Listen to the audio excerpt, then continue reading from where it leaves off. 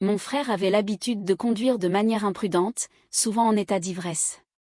Un jour, il a fini par percuter un arbre. Nos parents ont tout fait pour étouffer l'affaire, puis, contre toute attente, ils ont exigé que je paie 14 500 $. Salut Reddit. Alors voilà, mes parents ont offert une Tesla à mon frère, leur enfant chéri, et ensuite ils ont essayé de me faire porter le chapeau quand il l'a accidenté. Accrochez-vous bien, car cette histoire va probablement être la trahison familiale la plus choquante que vous lirez cette semaine. Depuis que je suis enfant, j'ai toujours eu la pire des chances dans ma famille. Moi, un homme de 24 ans, j'ai toujours été celui qui devait tout faire seul. Mes parents considèrent mon frère cadet, Tristan, un homme de 21 ans, comme l'enfant parfait, incapable de faire quoi que ce soit de mal. Le favoritisme dans notre maison est tellement flagrant qu'un scénariste de sitcom en rougirait. Je n'exagère même pas, c'est littéralement du niveau de Tout le monde aime Raymond. Laissez-moi vous expliquer en détail. Depuis que j'ai eu 18 ans, mes parents m'imposent de payer 400 $ de loyer chaque mois pour vivre chez eux. Oui, vous avez bien lu, 400 $ pour vivre dans la maison où j'ai grandi, dans une chambre qui n'a pas changé depuis que j'avais 12 ans. Pendant ce temps, mon frère vit là sans rien payer du tout. Il mange la nourriture que je contribue à acheter, utilise les services que j'aide à financer, d'une manière générale, agit comme s'il était le propriétaire de la maison. Le jour où j'ai enfin eu le courage de dénoncer cette absurdité flagrante, mes parents m'ont attaqué avec les arguments classiques que les parents sortent quand ils savent qu'ils n'ont aucune véritable explication. Et les doubles standards ne s'arrêtent pas là.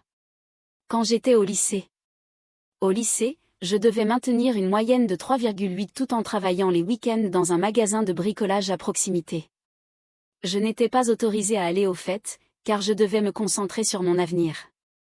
Tristan, lui, a à peine réussi ses cours, n'a jamais travaillé pendant ses années de lycée et avait le droit de faire la fête tous les week-ends, parce que, il est juste sociable et doit profiter de sa jeunesse. Chaque réussite que j'obtenais n'était accueillie que par un compliment tiède, tandis que Tristan était couvert d'éloges même lorsqu'il fournissait le strict minimum. J'ai travaillé plus de 40 heures par semaine dans mon boulot d'entreprise épuisant, simplement pour économiser assez d'argent afin de quitter cet enfer. Mon objectif a toujours été de mettre suffisamment de côté pour un bon appartement et pour couvrir le premier et le dernier mois de loyer. Mais chaque fois que je m'en approchais, une urgence familiale inexpliquée surgissait et devinez qui devait aider financièrement? J'ai obtenu mon diplôme universitaire il y a 3 ans. J'ai travaillé à temps partiel tout en suivant un cursus complet, j'ai été diplômée avec mention et j'ai trouvé un emploi 2 semaines après la remise des diplômes. Ma récompense pour cette réussite? Un texto de félicitations peu sincère accompagné d'une carte cadeau appelée BS de 50 $. Pas de fête, pas de dîner en famille, rien. Juste un maigre repas dans une chaîne de restaurants médiocres et l'ordre de « continuer à payer ton loyer ». De son côté, Tristan vient tout juste de terminer son semestre avec une moyenne de 2,4, après 6 ans de ce que je suppose être une formation professionnelle au beer pong. Ce type a changé de filière 3 fois, échoué à de nombreux cours qu'il a dû repasser, en gros, a traité l'université comme de longues vacances ponctuées de quelques devoirs à rendre. Et comment mes parents ont-ils célébré cette piètre réussite? Ils lui ont acheté une Tesla Model 3 Performance. Pas le modèle standard, mais la version à plus de 60 000 $, avec toutes les options possibles, système audio premium, et tout le reste. Je me souviens encore du jour où ils lui ont offert la voiture. Nous étions tous réunis dans l'allée lorsque mon père a tendu à Tristan une petite boîte. À l'intérieur se trouvaient les clés de la magnifique Tesla blanche garée de l'autre côté de la rue. Tristan a commencé à s'exclamer de joie, complètement surexcité. Et il s'est mis à danser comme s'il venait de gagner à la loterie, pendant que ma mère prenait environ 500 photos pour les posters sur Facebook. Mon père m'a regardé, a remarqué mon expression et a dit: « Ne sois pas jaloux. Ton frère mérite ça après avoir travaillé si dur. » Travailler dur à quoi exactement? À devenir champion de beer pong?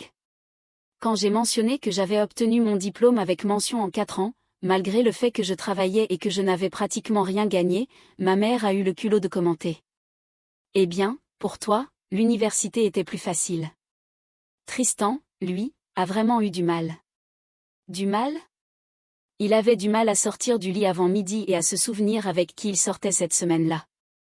Je pourrais parler pendant des heures du favoritisme évident, mais vous avez compris l'idée. Toute ma vie, j'ai été traité comme une personne de seconde classe au sein de ma propre famille. La personnalité de Tristan a complètement changé dès qu'il a reçu la Tesla. Je n'exagère même pas, ce type ne pouvait pas passer 5 minutes sans parler de sa caisse, ou sans partager des stories Instagram depuis le tableau de bord. La voiture n'était plus simplement un moyen de transport pour lui, c'était devenu toute sa personnalité. Tesla Bro était né, et c'était aussi agaçant que ça en a l'air. Chaque soir, il rentrait à la maison vers 2 heures du matin après être sorti boire je ne sais où, et il faisait vrombir le moteur dans l'allée comme un parfait imbécile. Oui, je sais que les Tesla n'ont pas de moteur à faire vrombir, mais ce crétin écrasait l'accélérateur d'avant en arrière dans l'allée, produisant ce bruit électrique strident à plein volume. Il réveillait tout le quartier, comme si évidemment, le sommeil était réservé aux pauvres qui ne possèdent pas une voiture électrique achetée par papa. Le gamin conduisait comme s'il passait une audition pour Fast and Furious 27, Electric Baloo. Il fonçait dans les rues résidentielles où jouent des enfants, faisait des dérapages dans les parkings de supermarchés et enregistrait ses exploits pour les publier sur TikTok. Où les gens prétendent dormir pendant que leur Tesla est en pilote automatique. Chaque fois que je suggérais que traiter les autoroutes publiques comme sa piste de course personnelle n'était pas la meilleure idée, il me lançait un sourire en coin et me disait d'arrêter d'être si rabat-joie. Frérot, je l'ai même vu conduire en état d'ébriété plusieurs fois. Ce n'était pas juste une attitude de crétin, c'était carrément dangereux pour les autres. Je me suis proposé à plusieurs reprises d'être son conducteur désigné ou de lui appeler un Uber, mais il refusait toujours. La voiture se conduit presque toute seule, frérot, disait-il. Sauf que le pilote automatique ne supprime pas comme par magie les effets de l'alcool sur ton jugement et ton temps de réaction. Ses amis ne valaient pas mieux. Ils s'entassaient tous dans la Tesla, généralement 4 ou 5, tous aussi ivres que lui et partaient faire des virées en voiture, selon leurs propres termes. Je les ai prévenus plusieurs fois que quelque chose de terrible allait arriver. J'ai aussi mis mes parents en garde. Tout le monde m'a dit de m'occuper de mes affaires. Ma mère a même eu l'audace de dire, et je la cite mot pour mot. Tu es juste jaloux parce que tu n'as pas d'amis avec qui t'amuser. Oui, maman. Je suis vraiment envieux de ne pas avoir des copains qui souhaitent mourir dans un accident de voiture tragique ou tuer des innocents sur leur passage. Bien sûr que oui.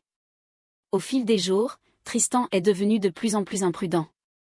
Les vidéos devenaient plus dangereuses, les vitesses augmentaient. Ce n'était plus une question de savoir si quelque chose allait arriver, mais plutôt quand cela se produirait. Tout le monde, sauf moi, semblait complètement inconscient de ce qui était sur le point d'arriver. Puis, l'inévitable s'est produit. Un jeudi soir, j'étais dans ma chambre en train de travailler quand j'ai entendu la porte de la chambre de mes parents s'ouvrir brutalement à 3 heures du matin. J'ai entendu des voix paniquées dans le couloir, suivi du bruit du moteur de la voiture de mon père démarrant précipitamment et s'éloignant à toute vitesse. Je suis descendue et j'ai trouvé ma mère en bas, avec un visage livide comme si elle venait de voir un fantôme. Quand je lui ai demandé ce qui se passait, elle a murmuré quelque chose comme « Ton frère a eu un petit accident avec la Tesla. » Et que mon père était allé le chercher. Un petit accident. C'est le langage codé de ma famille pour désigner une catastrophe qu'ils sont déjà en train de planifier comment dissimuler. Vers 4 heures du matin, j'ai entendu la voiture de mon père arriver dans notre allée. Je suis allée à la fenêtre du salon et j'ai vu mon père traînant presque Tristan le long du chemin vers la maison. Il pouvait à peine marcher, il lui manquait une chaussure et il avait ce qui semblait être du sang séché sur le front. Mon père s'efforçait désespérément de le faire taire pendant que Tristan, d'une voix pâteuse, marmonnait. L'arbre est sorti de nulle part, mec. Il s'avère que le fils prodige avait encastré sa Tesla contre un arbre après être sorti d'un bar. N'est-ce pas surprenant ? Qui aurait pu prédire cet événement absolument imprévisible, dont j'avais pourtant averti tout le monde pendant des semaines ? Par miracle, il n'avait pas été grièvement blessé ou juste une entaille au front et probablement quelques ecchymoses causées par l'airbag. En revanche, la Tesla était presque complètement détruite, l'avant était enfoncé, les airbags déployés, le pare-brise fissuré, bref, la totale. Ils l'ont escorté jusqu'à sa chambre comme si c'était un bébé qui était resté éveillé trop tard, plutôt qu'un adulte irresponsable qui venait de commettre un crime. Je n'ai eu le récit complet que le lendemain matin. Tristan était allé au Rustinel, un bar local, où il s'était complètement saoulé avec ses brillants compagnons. Ces brillants individus avaient apparemment encouragé cette idée géniale, et l'un d'eux avait même filmé Tristan en train de boire des shots et de faire tourner les clés de sa Tesla en disant Voyons voir ce que ce bébé a vraiment dans le ventre. Sur le chemin du retour, Tristan a pris un virage à toute vitesse, a perdu le contrôle, a sauté sur le trottoir et a percuté de plein fouet un grand chêne appartenant à un pauvre propriétaire du coin. Mon père est arrivé avant la police, du moins, c'est ce que j'ai compris en écoutant à la dérobée l'appel téléphonique à voix basse de ma mère avec ma tante. Apparemment, mon père avait géré la situation avec les propriétaires. Je n'ai aucune idée de ce qu'il leur a promis, mais connaissant mon père, ça n'a pas dû être bon marché. Il a probablement signé un chèque sur le champ et n'y a plus pensé ensuite. Le véritable mystère, c'était de savoir comment il avait réussi à les convaincre de ne pas signaler l'incident à la police. Ils ont fait remorquer la Tesla jusqu'à notre garage, où elle est restée là, tel un immense doigt d'honneur métallique. L'avant de la voiture était complètement enfoncé, le capot effondré comme un accordéon.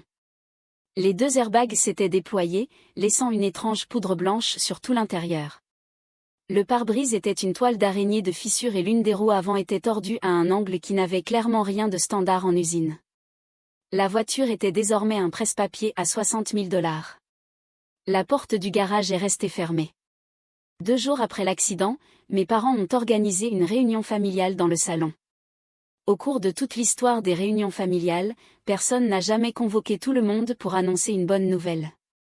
Personne ne réunit la famille pour dire « Eh, on part tous à Disney World ?» Je suis donc entrée dans le salon, où mes parents étaient assis sur le canapé, affichant ces visages sérieux que l'on voit lorsque quelqu'un est sur le point de demander une faveur.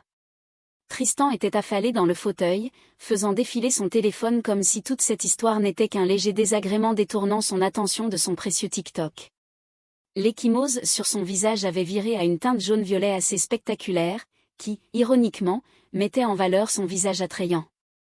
Mon père s'est raclé la gorge et m'a regardé avec cette expression faussement sérieuse qu'il adopte toujours lorsqu'il s'apprête à dire quelque chose d'absurdement injuste tout en essayant d'avoir l'air logique. Il a un rituel bien précis, il se redresse, se racle la gorge et joint les mains. C'est comme regarder une actrice nerveuse répéter une scène. « Fiston », m'a-t-il dit. Nous avons examiné les dégâts sur la voiture de Tristan.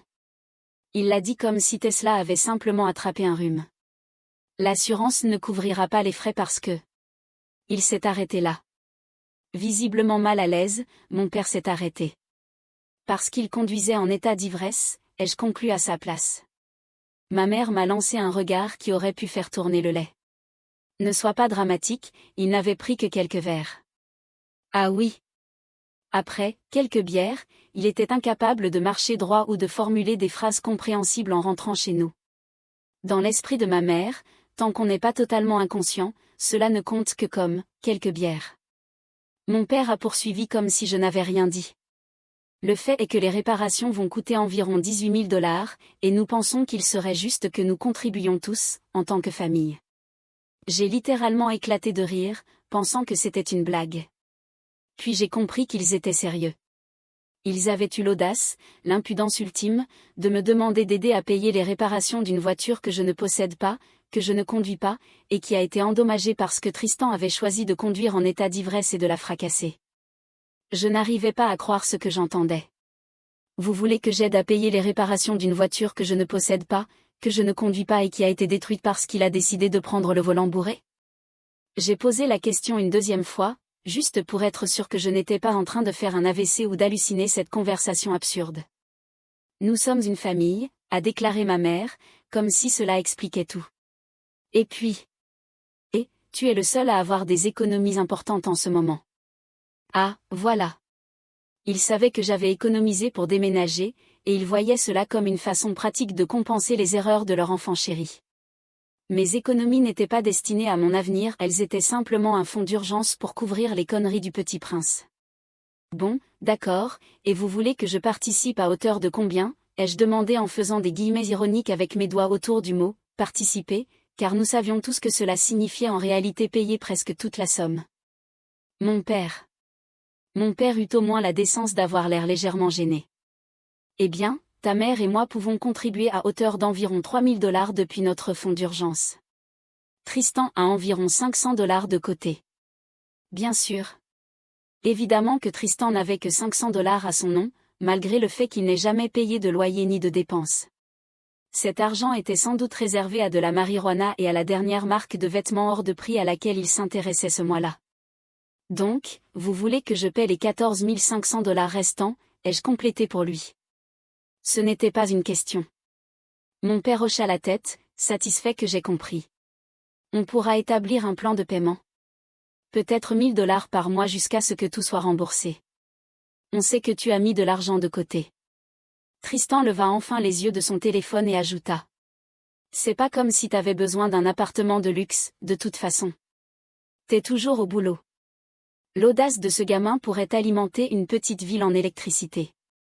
Il fracasse sa Tesla, celle que je l'avais supplié de ne pas conduire en état d'ivresse, et ose ensuite me donner des conseils financiers sur la façon dont je devrais dépenser mon argent durement gagné. Cet argent que j'avais gagné en travaillant 2 emplois tout en payant un loyer à mes propres parents. C'est à ce moment-là que j'ai craqué. J'ai ri à nouveau, mais pas d'une bonne façon. C'était ce genre de rire nerveux que l'on a lorsque quelque chose est si ridicule qu'on ne peut même plus être en colère.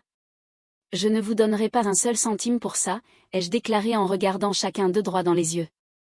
Tristan a détruit la voiture parce qu'il a conduit en état d'ivresse, et il devrait déjà s'estimer heureux de ne pas partager une cellule avec un type nommé Booba en ce moment. C'est son problème, pas le mien. Mes parents m'ont regardé comme si j'avais suggéré de sacrifier le chien de la famille. Après tout ce qu'on a fait pour toi. Commença ma mère, la voix tremblante, utilisant ce ton manipulateur qu'elle avait si bien perfectionné au fil des années. Le train de la culpabilité venait de quitter la gare. Et qu'avez-vous fait pour moi exactement, me suis-je demandé intérieurement. Me faire payer un loyer pendant que lui vit gratuitement? Lui offrir une Tesla pendant que je conduis une voiture plus vieille que son permis de conduire?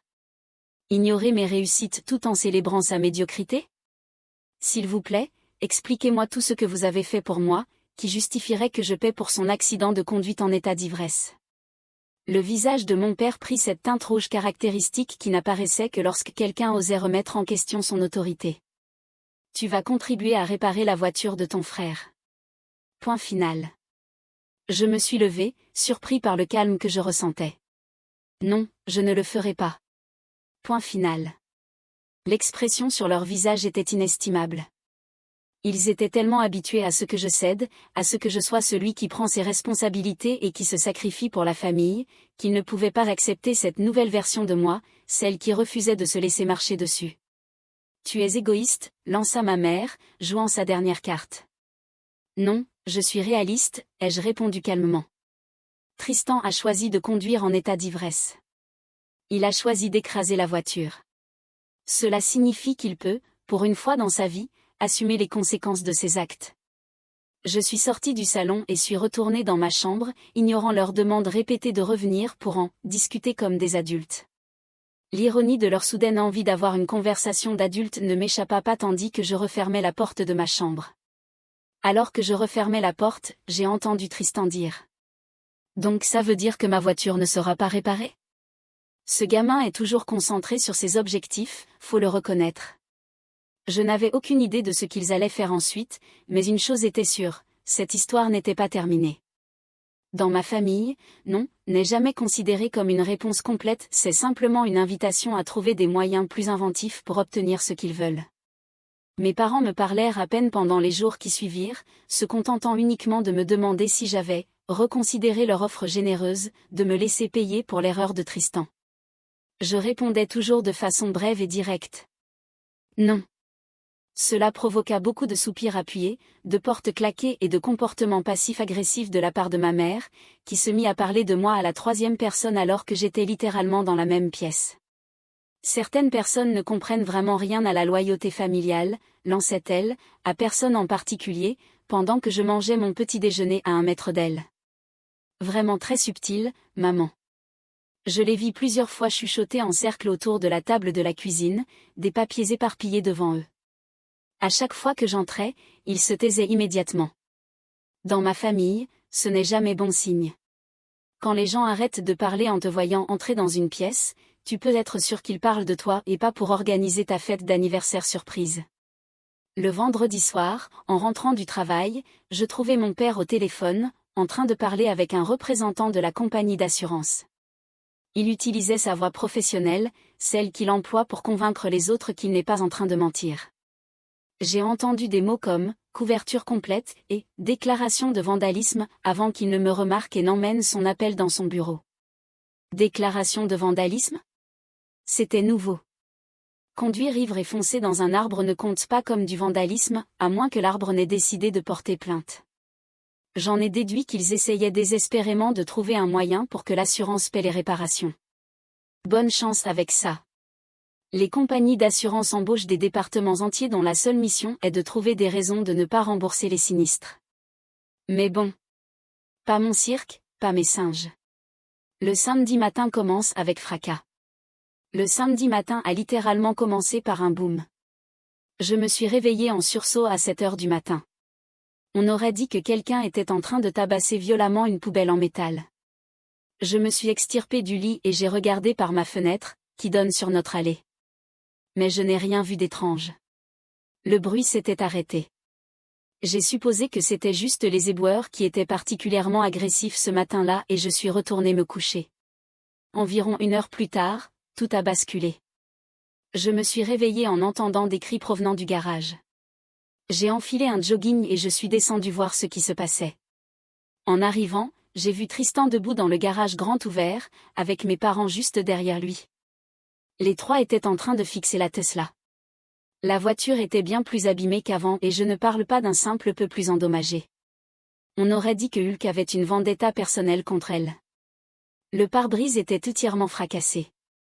Toutes les vitres étaient brisées. Il y avait de sérieux dégâts sur les portières et le capot. Les rétroviseurs latéraux pendaient misérablement au bout de câbles dénudés, et l'un des phares avait tout simplement disparu. C'était presque impressionnant de voir à quel point tout était détruit. Qu'est-ce qui s'est passé, bon sang, ai-je demandé, complètement perplexe. Bien sûr, la voiture était déjà abîmée à cause de l'accident, mais là, c'était un tout autre niveau de destruction. Tristan se retourna brusquement, le visage rouge de colère apparente. Comme si tu savais pas. C'est toi qui as fait ça. J'ai éclaté de rire. J'ai dormi toute la nuit. Je n'ai pas touché à ta voiture. Mon père brandit alors quelque chose, une batte de baseball. Ma batte de baseball, celle que j'avais depuis mes années de lycée, celle que je gardais dans mon placard en souvenir de cette époque. Alors pourquoi est-ce qu'elle était dans les buissons dehors, demanda mon père, sa voix prenant ce ton faussement calme qui indiquait en réalité qu'il était furieux.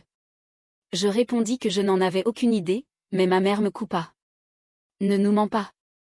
C'était bien ma batte, que je possédais depuis des années, mais je ne l'avais pas touchée depuis des mois. Elle était restée au fond de mon placard, avec le reste de mon équipement de sport du lycée que je n'utilisais jamais. Nous avons déjà appelé la compagnie d'assurance, annonça fièrement mon père. Ils envoient un enquêteur lundi. On leur a dit que quelqu'un avait vandalisé la voiture par jalousie. C'est là que quelque chose a fait tilt dans ma tête. Tristan avait dû voler ma batte et endommager encore plus sa Tesla déjà accidentée. Il avait ensuite placé la batte pour m'accuser. L'assurance ne couvrirait pas l'accident dû à la conduite en état d'ivresse, mais pour du vandalisme ? Ça, en revanche, pouvait être pris en charge. Et cerise sur le gâteau, il pouvait se venger de son grand frère qui avait refusé de payer pour sa bêtise. Maintenant, tout devenait clair. J'ai regardé Tristan et j'ai remarqué ce petit sourire qu'il essayait si fort de dissimuler. Ce n'était pas simplement lui qui se comportait comme un gamin pourri gâté. C'était de la pure méchanceté. Il m'avait délibérément piégé, et mes parents étaient complices. Vous êtes vraiment en train de me faire porter le chapeau pour ça, ai-je demandé en regardant Tristan droit dans les yeux. Il esquissa un sourire en coin. Tu crois qu'ils vont croire qui, lança-t-il. L'élève modèle avec un avenir brillant ou le grand frère jaloux qui vit encore à la maison et se plaint tout le temps? Mes parents se tenaient derrière lui, les bras croisés unis contre moi. Ils avaient déjà choisi leur camp, comme toujours. Peu importait qu'ils soient en train de commettre une fraude à l'assurance, ce qui est un crime.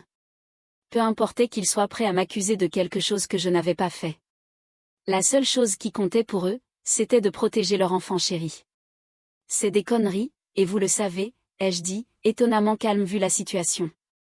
Je n'ai pas touché à cette voiture, j'ai dormi toute la nuit. Ma mère ricana. On t'a entendu quitter ta chambre vers 2 heures du matin. La caméra de sécurité du voisin t'a probablement filmé aussi. Tiens donc. C'était intéressant. Nous n'avions aucun voisin avec une caméra de sécurité, du moins, pas une qui pouvait filmer notre allée ou notre garage. Ils mentaient.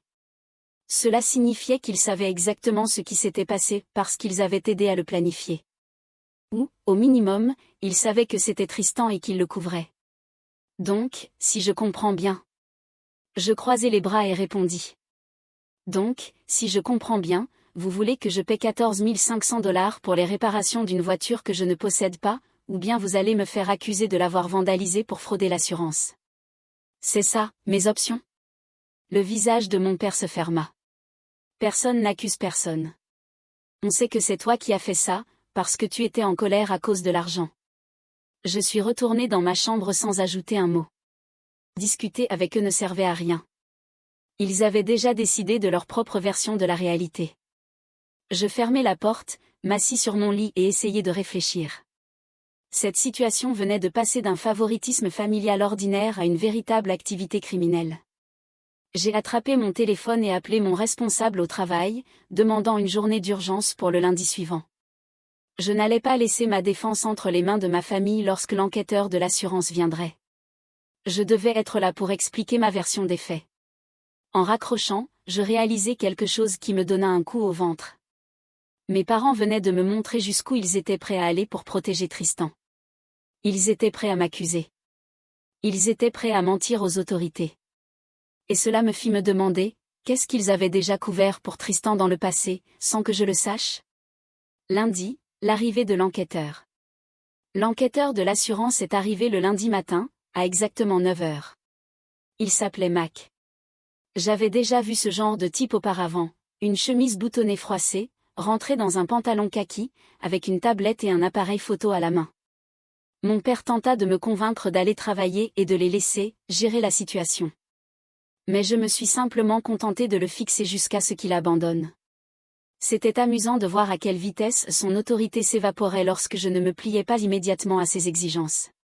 Mes parents ont fait de leur mieux pour incarner l'image parfaite de June et Ward clivés lorsque Mac est arrivé. Tristan était affalé non loin, prenant un air de victime et caressant périodiquement la marque sur son visage pour ajouter un effet dramatique. Mac était courtois mais strictement professionnel. Il est allé directement au garage pour examiner la Tesla, prenant des dizaines de photos sous tous les angles. Il a passé beaucoup de temps à comparer les dégâts sur l'avant du véhicule avec les nouveaux dommages, ce qui m'a donné espoir qu'il réaliserait ce qui était évident, cette voiture avait été impliquée dans 2 accidents bien distincts. Après avoir inspecté le véhicule, Mac a demandé à parler à chacun de nous individuellement. Mes parents sont passés les premiers, ensemble. Ils sont restés là pendant environ 30 minutes. Puis Tristan est entré pour son entretien, qui a duré environ 15 minutes. À un moment donné, je l'ai entendu élever la voix, probablement pour l'effet dramatique. Quand ce fut mon tour, je me suis assis en face de Mac, à notre table de cuisine, où il avait déjà installé son ordinateur portable et quelques documents. Il m'a jeté un coup d'œil et m'a dit qu'il avait des préoccupations concernant où je me trouvais vendredi soir et dans la matinée du samedi. Je lui ai dit la vérité. J'étais dans mon lit, chez moi. Je suis rentré du travail à 18 h, je me suis fait un sandwich, j'ai joué à la Xbox et je suis allé me coucher vers 23 h. Je n'ai pas quitté ma chambre jusqu'à ce que j'entende du bruit dans le garage le lendemain matin.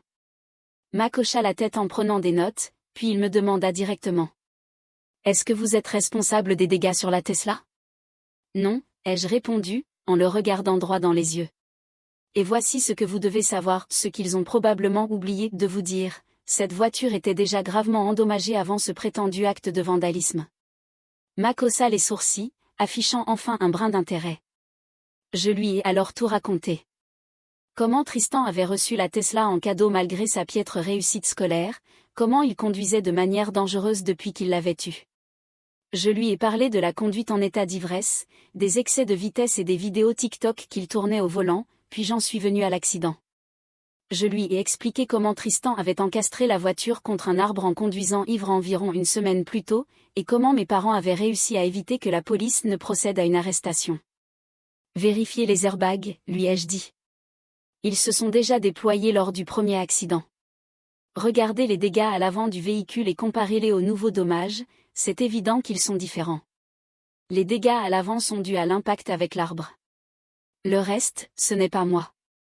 Je lui ai également raconté que mes parents avaient tenté de me faire payer 14 500 $ pour les réparations et que, par pure coïncidence, cet acte de vandalisme était survenu juste après que j'ai refusé.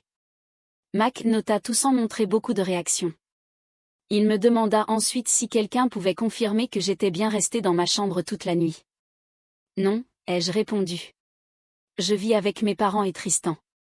Cependant, j'ai précisé que j'avais commandé une pizza vers 21h30 ce vendredi-là et que j'avais passé environ 11 heures à jouer sur Xbox Live avec des amis. Eux pourraient certifier que j'étais bien en ligne. Mac hocha la tête et prit encore quelques notes. Puis il me surprit en me demandant si l'un de mes voisins avait des caméras de sécurité. Pas qui puisse filmer notre garage ou notre allée, ai-je répondu. Les Johnson, en face de chez nous, ont une caméra de sonnette, mais elle ne filme que leur Porsche. Il nota quelque chose, me remercia et promit de contacter la famille bientôt. En retournant dans le salon, je sentis mes parents et Tristan me fixer du regard. Ils avaient compris que je n'avais pas suivi leur script. Quand Mac est parti, le chaos a éclaté. Mes parents ont littéralement perdu la tête. Comment osais-je révéler la vérité à l'enquêteur? L'horreur. Ma mère pleurait en criant que j'essayais de ruiner la vie de Tristan pour une simple erreur, comme si conduire en état d'ivresse et frauder une assurance était comparable à oublier de sortir les poubelles. Mon père s'est planté devant moi, pointant son doigt en plein visage et me disant que je devais rappeler l'enquêteur pour rectifier cette histoire, si je savais ce qui était bon pour moi. Pendant ce temps, Tristan se contentait de sourire depuis le canapé, convaincu que son plan allait réussir, comme toujours. L'enfant chéri gagne toujours, n'est-ce pas? Je suis retournée dans ma chambre et j'ai verrouillé la porte, ignorant leurs appels pour que je revienne en bas. Les 2 jours suivants, je suis allée au travail, puis je suis rentrée chez moi, je suis allée directement dans ma chambre et j'ai fermé la porte.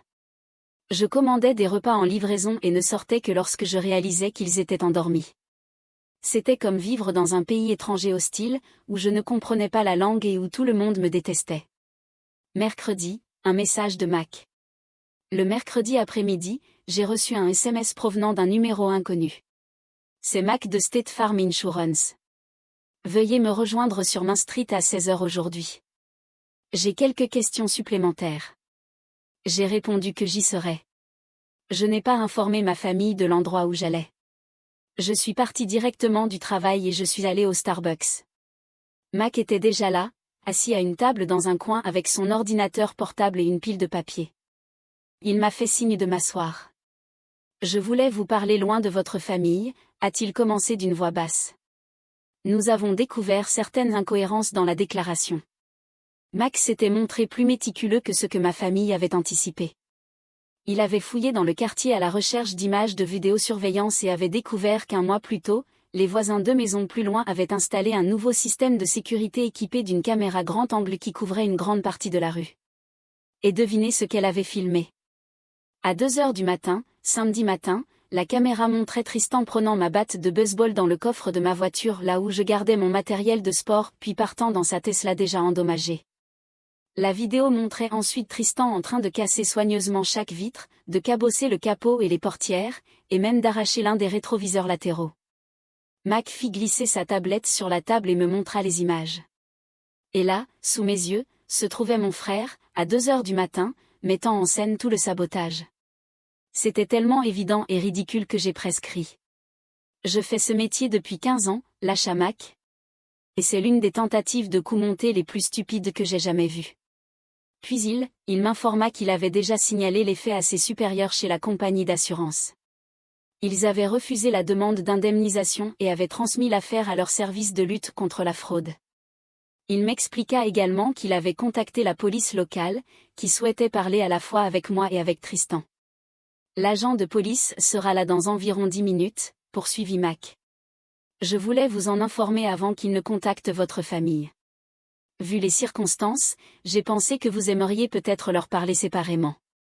Je l'ai vraiment remercié pour son professionnalisme et pour avoir cru en moi. L'intervention de la police. Un agent de police est arrivé. C'était une femme. Elle prit ma déposition, me montra à nouveau les images de surveillance et me demanda si je souhaitais porter plainte contre Tristan pour avoir tenté de me piéger. Le procureur décidera s'il poursuit les accusations de fraude à l'assurance, expliqua-t-elle. Mais concernant la fausse déclaration et sa tentative de vous accuser à tort, c'est à vous de voir. Je suis restée là, à réfléchir.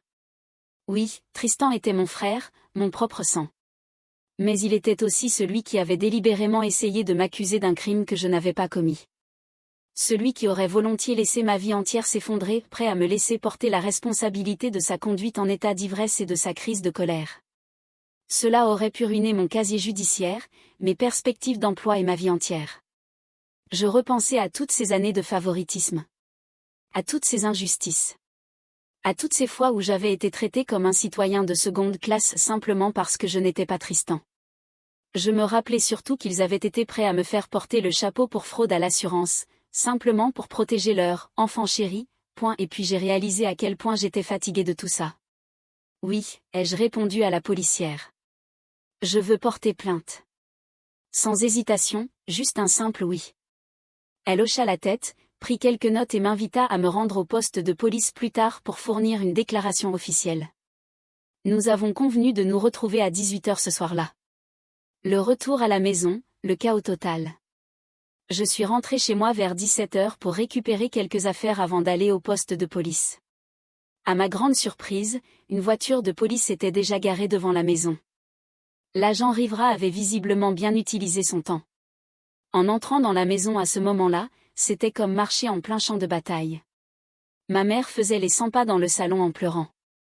Mon père était au téléphone avec quelqu'un, parlant précipitamment de « malentendus » et de « problèmes familiaux ». Tristan était assis sur le canapé, livide. Lui qui affichait habituellement ce sourire suffisant, celui du chat qui a mangé le canari et réussi à en accuser le chien, avait enfin perdu cette arrogance. Quand ma mère m'a vue, elle s'est précipitée vers moi. « Qu'est-ce que tu as fait ? Les flics viennent d'être là, ils disent que Tristan pourrait être poursuivi pour fraude. » Je n'ai rien fait, ai-je rétorqué calmement. Tristan s'est mis dans cette situation tout seul en décidant de m'accuser d'avoir vandalisé sa voiture. Mon père raccrocha brutalement son téléphone et s'approcha de moi, furieux. C'est ridicule. On peut gérer ça en famille. Tu devrais les rappeler immédiatement et leur dire que tu ne veux plus porter plainte. Non, ai-je simplement répondu. J'en ai fini de le couvrir. J'en ai fini d'être le bouc émissaire. Et aucun d'entre vous ne pourra me forcer à abandonner les accusations maintenant. Les répercussions, une véritable explosion. La suite s'est déroulée exactement comme on aurait pu s'y attendre. Ma mère alternait entre des sanglots et des tentatives de me culpabiliser pour que je retire les accusations. Mon père oscillait entre des menaces pour m'intimider et des promesses soudaines de m'aider financièrement. Subitement, il pouvait m'aider à payer le loyer pour mon nouvel appartement, mais seulement si je faisais disparaître toute cette histoire. Tristan, lui, a tenté de s'excuser. Mais c'était moins un « je suis désolé » sincère qu'un pathétique « désolé de m'être fait prendre », plutôt qu'un véritable « désolé d'être un manipulateur sans scrupules ». Je savais que je ne voulais pas revenir dans cette maison après avoir livré ma déclaration. Alors, j'ai rempli un sac de voyage avec des vêtements, mon ordinateur portable et quelques documents importants. Quand je suis redescendue avec mon sac, mes parents avaient l'air effrayés. « Où crois-tu aller ?» demanda mon père, sur un ton autoritaire. « Je vais au poste de police pour fournir ma déclaration, et ensuite je resterai chez un ami pendant un moment. » Ma mère éclata alors en sanglots bruyants. « Tu ne peux pas partir. On doit gérer ça en famille. » On a cessé d'être une famille fonctionnelle il y a bien longtemps, ai-je répondu calmement. Peut-être qu'on n'a jamais vraiment été une vraie famille. Mon père se plaça alors devant la porte, bloquant mon passage. Si tu franchis cette porte et que tu fais ça, ne te donne même pas la peine de revenir. Tu ne seras plus le bienvenu dans cette maison. Si tu fais ça à ton frère, c'est toi qui détruis cette famille. Je le regardai droit dans les yeux. Non, papa. Je ne détruis pas cette famille. Je refuse simplement de laisser cette famille me détruire davantage. Et si tu es vraiment prêt à m'abandonner parce que je n'ai pas laissé cela arriver, très bien. Ça me va. Je fis un pas de côté et sortis par la porte. Il cria quelque chose à propos d'enfants ingrats et de loyauté familiale, mais je ne me suis pas retournée. Je suis montée dans ma voiture et je suis partie en direction du poste de police. La déclaration officielle. Fournir ma déclaration officielle a pris environ 1 heure. L'agent m'expliqua ensuite ce qui allait se passer. Tristan serait inculpé pour déclaration de fausse plainte, tentative de fraude à l'assurance, et possiblement d'autres infractions liées à l'accident initial en état d'ivresse, qui n'avait jamais été correctement signalé. Cela pourrait devenir compliqué, m'a averti l'agente. Les affaires familiales le sont souvent. Êtes-vous certain de vouloir poursuivre? Je hochai la tête. Oui. Je suis sûr. Quand j'ai quitté le poste de police, j'ai reçu un message de mon pote Chris. Ta chambre est prête. J'ai commandé à manger. Ne sois pas en retard, frère. Je l'avais appelé plus tôt pour lui demander si je pouvais rester quelques jours chez lui, et fidèle à lui-même, il n'avait même pas posé de questions. En conduisant vers l'appartement de Chris, mon téléphone s'est mis à exploser de messages et d'appels provenant de mes proches. J'ai éteint mon téléphone et j'ai continué à rouler. Pour la première fois depuis des années, peut-être même pour la première fois de ma vie, j'avais l'impression de vraiment m'affirmer. Chris m'attendait sur son Porsche quand je suis arrivé, tenant 2 sodas à la main. Il ne m'a pas immédiatement demandé plus d'explications. Il s'est simplement contenté de m'aider avec mes affaires et m'a dit: peu importe ce que c'est, on va s'en sortir. Et à cet instant, j'ai compris quelque chose d'important, c'est ainsi qu'une vraie famille est censée se comporter. Pas d'obligation, pas de manipulation, pas une compétition constante. Juste du soutien inconditionnel, le genre de soutien que je n'avais jamais connu chez moi. Bon sang, ça a explosé du jour au lendemain. Merci pour vos encouragements et votre soutien, Reddit. Ça signifie beaucoup pour moi. Restez à l'écoute pour une mise à jour qui arrivera bientôt. Lol, ça rime. Mise à jour. Salut Reddit. Ça fait un moment depuis mon dernier post, et beaucoup d'entre vous m'ont envoyé des messages pour me demander des nouvelles du problème Tesla Bro. Alors voilà. J'ai quitté la maison de mes parents il y a 6 mois avec juste un sac de voyage et une nouvelle détermination. Meilleure décision que j'ai jamais prise. J'ai squatté chez Chris pendant quelques semaines avant de trouver mon propre logement. Rien de spectaculaire, juste un petit appartement, une chambre, mais où personne ne vient me supplier de résoudre leurs problèmes. L'affaire de Tristan a avancé rapidement. Les preuves étaient accablantes. Les images de vidéosurveillance. Les résultats de son taux d'alcoolémie à l'hôpital la nuit de l'accident, que mes parents avaient tenté de dissimuler. Et le rapport de l'enquête d'assurance. Au final, il a plaidé coupable à toutes les accusations, et il a écopé de 6 mois de prison dans un centre pénitentiaire du comté, 3 ans de mise à l'épreuve, et une lourde amende. Il a également perdu son permis de conduire pour 5 ans. Mes parents, eux, n'ont pas été inculpés, mais ils ont dû payer des amendes importantes pour leur implication dans la tentative de fraude à l'assurance. Ils sont maintenant pratiquement ruinés après avoir payé les frais juridiques, les amendes et les derniers versements pour une Tesla complètement détruite. Quant à moi, j'ai obtenu une promotion au travail. C'est incroyable ce que l'on peut accomplir lorsqu'on n'est plus constamment accablé par des problèmes familiaux. En plus de cela, je suis des cours du soir pour préparer un MBA. La vie est plutôt agréable en ce moment. La mise à jour que vous attendiez. Le mois dernier, les appels et les messages ont repris. D'abord ma mère. Ensuite mon père.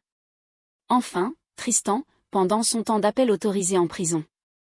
Ils avaient tous le même message, exprimé différemment. Ils avaient besoin d'argent. Ma mère utilisa sa tactique habituelle de culpabilisation. On est sur le point de perdre la maison. Après tout ce qu'on a fait pour toi. Comment peux-tu nous abandonner maintenant? Mon père tenta son approche classique d'intimidation. Tu dois quelque chose à cette famille. Assumez, aide-nous. Tristan s'excusa, affirmant que son passage en prison avait changé sa façon de voir les choses, avant de me demander de l'argent pour acheter des provisions en détention. Le plus drôle? La semaine dernière, mes parents se sont carrément pointés sans prévenir devant mon appartement. Je n'ai aucune idée de comment ils ont eu mon adresse, probablement via un contact familial commun. Ils se tenaient devant ma porte, l'air pitoyable. Les deux avaient l'air paniqués et désespérés. Ils avaient manifestement préparé leur discours avec soin. Ils vendaient la maison mais avaient besoin d'argent pour déménager. Leur compte bancaire était gelé. Mon père avait perdu son emploi à la suite du scandale. L'anxiété de ma mère s'était aggravée. Et bien sûr, Il me demandait. Ne pourrais-tu pas, s'il te plaît, aider ta famille dans ce moment difficile? Je les ai écoutés sans les interrompre. Je les ai regardés dérouler leur récit tragique avec une performance dramatique bien rodée. Quand ils ont terminé leur discours, je les ai simplement fixés pendant environ 10 secondes avant de demander. Désolé, j'ai dû rater quelque chose pendant votre petite présentation. Pourriez-vous me rappeler quelle partie de votre tentative de m'accuser à tort vous donne droit à mon aide financière? Le visage de ma mère s'est effondré, comme si elle venait de recevoir une gifle. Mon père est resté là, sans voix. Pour la première fois de leur vie, ils n'avaient aucun scénario préparé. Les rôles avaient été inversés, et ils n'avaient aucune idée de comment gérer la situation lorsque ce n'était plus eux qui dictaient les règles.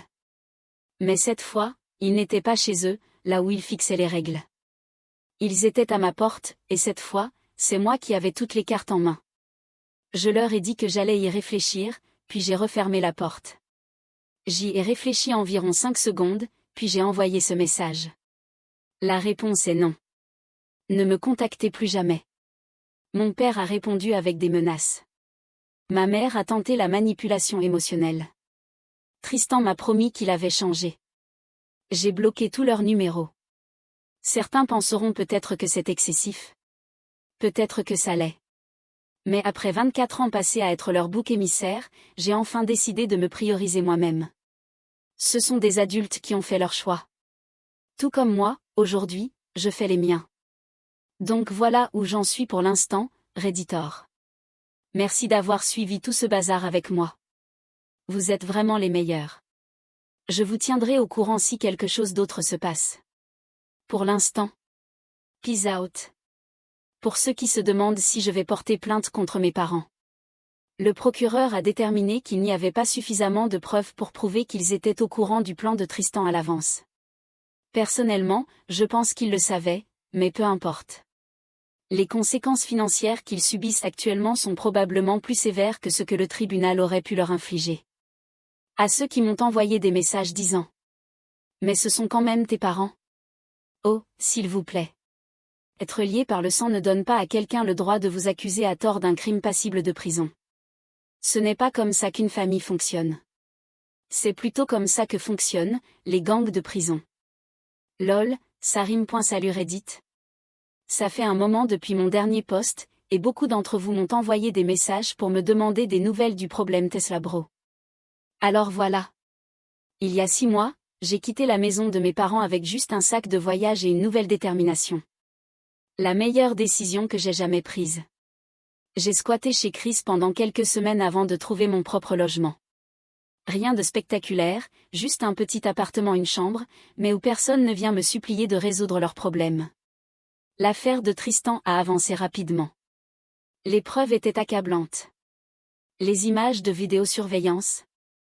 Les résultats de son taux d'alcoolémie à l'hôpital la nuit de l'accident, que mes parents avaient tenté de dissimuler. Et le rapport de l'enquête d'assurance. Au final, il a plaidé coupable à toutes les accusations et a écopé de 6 mois de prison dans un centre pénitentiaire du comté. 3 ans de mise à l'épreuve. Une lourde amende. Et la suspension de son permis pendant 5 ans. Mes parents, eux, n'ont pas été inculpés, mais ils ont dû payer de lourdes amendes pour leur tentative de fraude à l'assurance.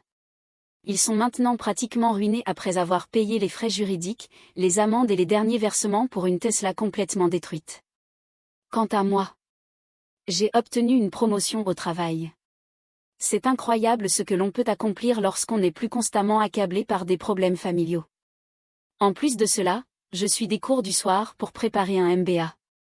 La vie est plutôt agréable en ce moment. La mise à jour que vous attendiez. Le mois dernier, les appels et les messages ont repris. D'abord ma mère. Ensuite mon père. Enfin, Tristan, pendant son temps d'appel autorisé en prison. Ils avaient tous le même message, exprimé différemment. Ils avaient besoin d'argent. Ma mère utilisa sa tactique habituelle de culpabilisation.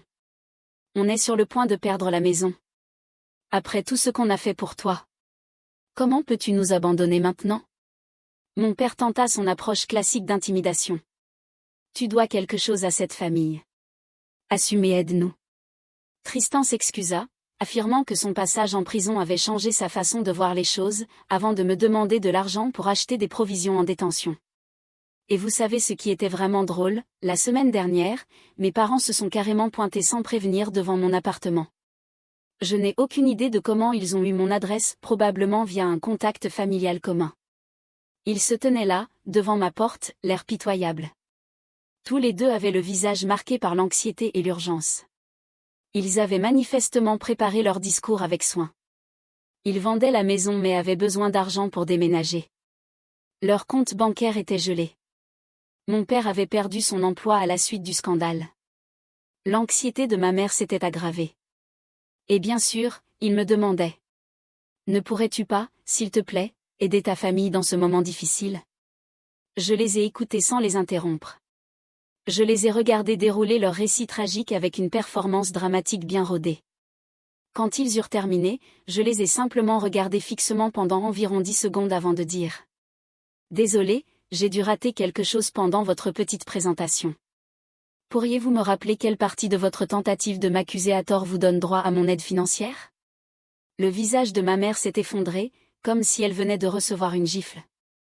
Mon père est resté là, sans voix. Pour la première fois de leur vie, ils n'avaient aucun scénario préparé. Les rôles avaient été inversés, et ils n'avaient aucune idée de comment gérer la situation lorsque ce n'était plus eux qui fixaient les règles. Mais cette fois, ils n'étaient pas chez eux, là où ils dictaient les règles. Ils étaient à ma porte, et cette fois, c'est moi qui avais toutes les cartes en main. Je leur ai dit que j'allais y réfléchir, puis j'ai refermé la porte. J'y ai réfléchi environ 5 secondes, puis j'ai envoyé ce message. La réponse est non. Ne me contactez plus jamais. Mon père a répondu avec des menaces. Ma mère a tenté la manipulation émotionnelle. Tristan m'a promis qu'il avait changé. J'ai bloqué tous leurs numéros. Certains penseront peut-être que c'est excessif. Peut-être que ça l'est. Mais après 24 ans passés à être leur bouc émissaire, j'ai enfin décidé de me prioriser moi-même. Ce sont des adultes qui ont fait leur choix. Tout comme moi, aujourd'hui, je fais les miens. Donc voilà où j'en suis pour l'instant, Redditor. Merci d'avoir suivi tout ce bazar avec moi. Vous êtes vraiment les meilleurs. Je vous tiendrai au courant si quelque chose d'autre se passe. Pour l'instant. Peace out. Pour ceux qui se demandent si je vais porter plainte contre mes parents. Le procureur a déterminé qu'il n'y avait pas suffisamment de preuves pour prouver qu'ils étaient au courant du plan de Tristan à l'avance. Personnellement, je pense qu'ils le savaient, mais peu importe. Les conséquences financières qu'ils subissent actuellement sont probablement plus sévères que ce que le tribunal aurait pu leur infliger. Le procureur a déterminé qu'il n'y avait pas suffisamment de preuves pour prouver que mes parents étaient au courant du plan de Tristan à l'avance. Personnellement, je pense qu'ils le savaient, mais peu importe. Les conséquences financières qu'ils subissent actuellement sont probablement plus sévères que ce que le tribunal aurait pu leur infliger. À ceux qui m'ont envoyé des messages en disant. Mais ce sont quand même tes parents. Oh, allez. Le fait d'être lié par le sang ne donne pas à quelqu'un le droit de t'accuser à tort d'un crime passible de prison. Ce n'est pas comme ça qu'une famille fonctionne. C'est plutôt comme ça que fonctionnent les gangs de prison. Merci d'avoir suivi cette histoire. Si vous n'êtes pas encore abonné, pensez à le faire et à activer la cloche de notification pour rester informé d'autres récits de vie réels et choquants qui se produisent autour de vous.